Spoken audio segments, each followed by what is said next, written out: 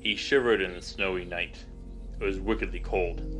Every breath was freezing on the blanket wrapped around the boy's body. His father had been right. He told the boy it was getting too late, that storm would catch him. Idiot. That was the word the boy called himself tonight. They had been busy getting ready for the winter storm. Get the cattle and sheep indoors, fetch enough water, chopping wood. There was always something to do on the farm. From sunup to sunset, they would be working. Yet that storm was cutting their working days short. His mind retraced the day's labor. He had been helping his father haul wood back to the farm. A small sled tethered to the boy with a rope across his chest as he dragged it through the old snow. It had turned hard from the blowing, melting, and freezing cycles, but his father's heavy steps had left their mark. The boy took one long step after another as he followed in the broken trail. It was tiring work, and while the sled did glide forward, it was heavy with a stack of wood on it. Yelping, the boy took a tumble as he hit a hidden root. Careful, the father voiced. The callous hands reached down to aid the youngster up. Taking his hand, the boy found his footing. Come on. The storm will be upon us shortly. The bearded figure looked over his shoulder. Between the barren branches of the forest, he watched the encroaching clouds.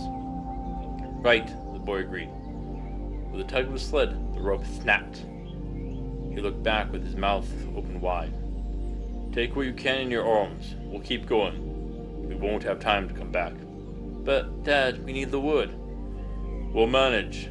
Better be cold inside the house than cold out here. Come on. They set off once more, but the boy's stomach had fallen out.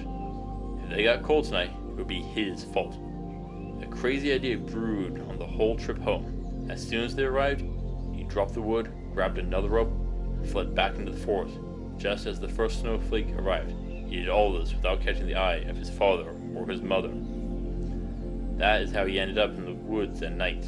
The snow was piling high and made his father's tracks hard to see in the dim light of the moon. Where were they? Fear was still in the boy's heart. The forest looked different in the dark. He was breathing faster as he began to panic. Keep going. That was his only option. There, the boy found a footprint. Was his dad's feet always that large? He was thinking about that as he followed the large track that led him through the snowstorm. Forward, forward, forward. That was the only thought the boy could come up with. A light glistened in the distance. A fire. It would be so warm, the boy knew. He redoubled his pace. His toes went numb as he arrived at the source. It was a small cave with a fire set at the entrance. Whoever had lit it was nowhere to be seen. The boy didn't care. It was warm. The boy raised his fingers to the flames. Pain was the first sensation to return, but it was better than being numb. The crunch of snow caused the boy to turn around. He was hoping to see his father.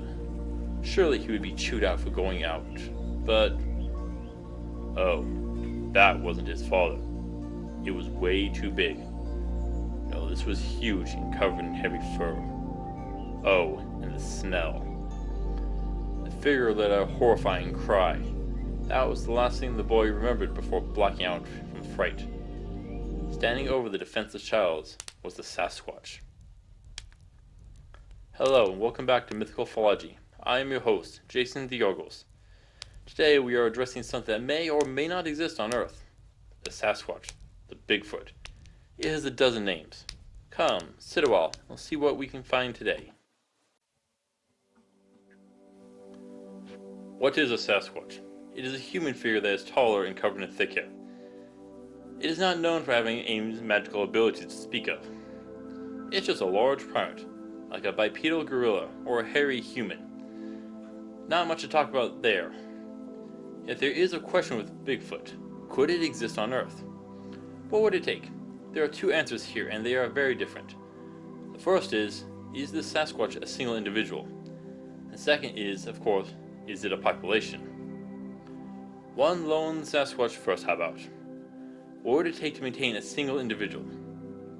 Since the Bigfoot is a primate, we could compare it to a human. So what would a human need to survive on Earth? On a planet where there are 7 billion humans on it? Yeah, that is a dumb question. If hairless humans and uncivilized gorillas can flourish, then so could a Sasquatch. Let's narrow it down a bit. What would it take for a single Sasquatch to survive on Earth without being discovered? That might be a little more useful. So what do we need to survive? The first thing you need is shelter. Some place where you can get out of the cold, wet, and unpleasant weathers. So let's assume the Sasquatch is of human intelligence. Could it build shelters? Yep, very easily. It even has the opposable thumbs which let primates use and make tools. But a shelter that isn't found? Like a cave maybe? Does it even need a shelter? Do gorillas make shelters, in fact? They do make a bedding of sorts, but that's it. They don't make a roof or a canopy over it. Yeah, if a Sasquatch is satisfied with just that, it could easily survive. But would it? Gorillas live in a warmer climate where having a proper shelter isn't as important. But what of the Sasquatch? It has fur which is longer and better at trapping heat. Would that be enough? Most Bigfoot sightings are found in North America, which can get fairly cold.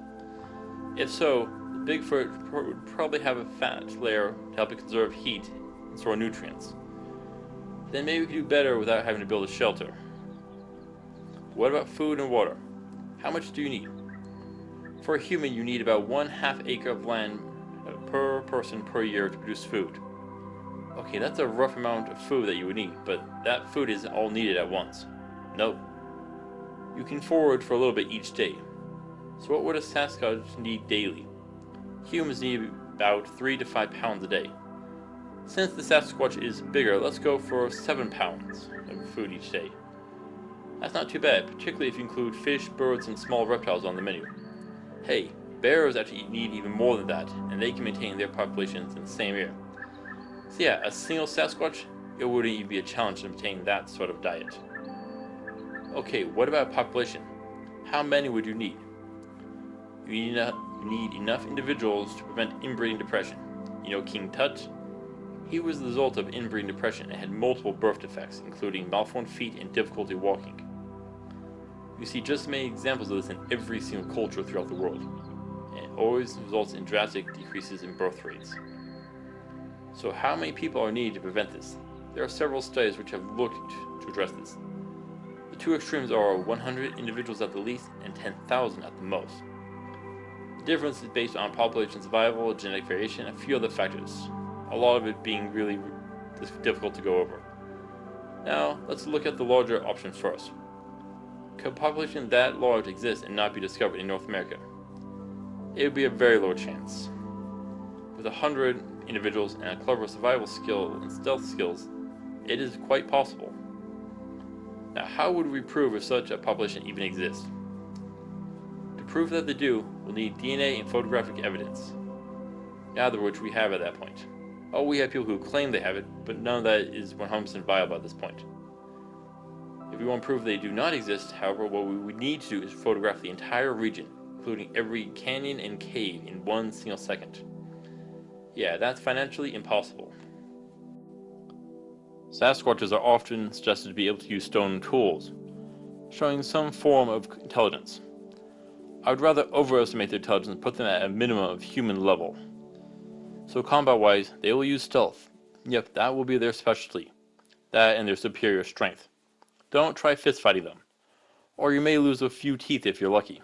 If not, it may be something bigger missing. You can use most melee weapons here. A slicing sword or a thrusting spear will do. Be ready to dodge, and then counterattack. Armor up here. Be prepared for the blunt impacts of their stone weapons. Metal and gambeson won't do as much to dampen these strikes, so plate up. Yeah, I do like my plate armor.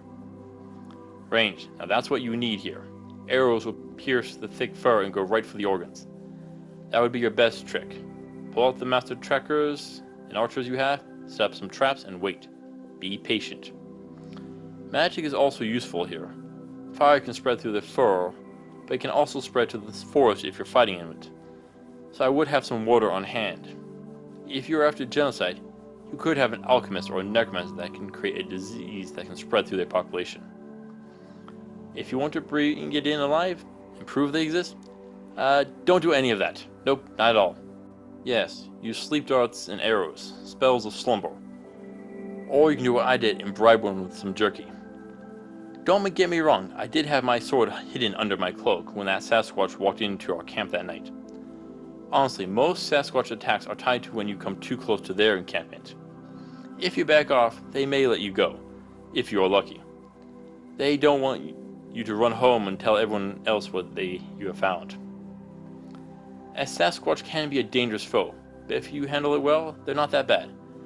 I would only have to give them a 3 out of 10 for difficulty. Okay, so your interactions went sideways. I guess it's time to loot, and that's it. Yeah, Sasquatches are simple folks. They don't mine or create much in the form of crafts. Yeah, if you aren't bothered by it, you could eat them. Their meat is a bit fatty and much more like a bear's meat. Not the best to eat. You can also use their fur and hides to make something. Rope or clothing, but there are better options. Now, the Sasquatch is intelligent. The one that I bribed with jerky joined my adventuring party. Just be careful, he did drag us into a war with mushroom people in a cave. But hey, he was a good intimidator. I mean, if a 7-foot-tall warrior glares down at you while hefting a stone axe that weighs more than you, yeah, you might panic a little bit. How they interact will vary from tribe to tribe. Where's the boy? The father growled as he charged into the night. Snow and wind clawed at his eyes. He could barely see. But he knew he had to find him. The child wouldn't live long in this weather. There! They were growing fainter by the second, but the father found some footprints in the snow. They were little more than a dip in the ground, but they were footprints. His head swiveled as he followed them. Try as he might, you couldn't tell which way they were going from the snow in them. Grinding his teeth, he chose right. Hopefully, this was correct. Time was critical. A flicker of light cut through the storm. There! Was it the boy? The man fell into a sprint, his boots sinking into the deep snow as he ran. A shadow disturbed the flames. It was a towering figure draped in hair. Get away from him! The father yelled as he pulled his hatchet from his belt as he saw his son motionless on the ground. Turning around, Sasquatch glared at the tiny figure. It was a mismatch. Both of them knew it. But the man would not back off, not with his son there. They were leaving together. It was the Sasquatch that moved first. It swung a stone axe horizontally. Dropping into the snow, the man evaded it and kept rolling. In a fluid motion, he swung upwards. Hair flew as he dealt a glancing blow to the creature. It let out a roar as it punched down. The father cried out in pain as he was flung backwards. Coughing, he got up again. He was shaking it as the Sasquatch charged, axe held high. It roared louder than the howling winds about them. The man trembled but held firm. As the giant swung downwards, the man sidestepped the blow and brought his small blade down on the shoulder. Muscle parted and the figure cried out in pain. The Sasquatch clutched his hand to its shoulder and backed away. The man didn't care. Ignoring his foe, the father rushed to the child's side. With a hand on the boy's chest, he confirmed he was breathing. Good. No injuries. Double good. He must have passed out. Reaching into his pocket, the father took out a bundle of medicinal herbs he always carried and tossed them to the Sasquatch. It eyed them with suspicion. It pinched them and brought them up to his nose for a sniff. With a grunt, he accepted them and backed away into the shadows. The man picked up his son and headed back into the storm. Oh, he'd have a talk with the boy when he woke up. For now, the man was just happy to see the boy alive. Thank you for watching, young adventurers. Please return next time when we should turn our gaze to the depths of the ocean and challenge the mighty Kraken.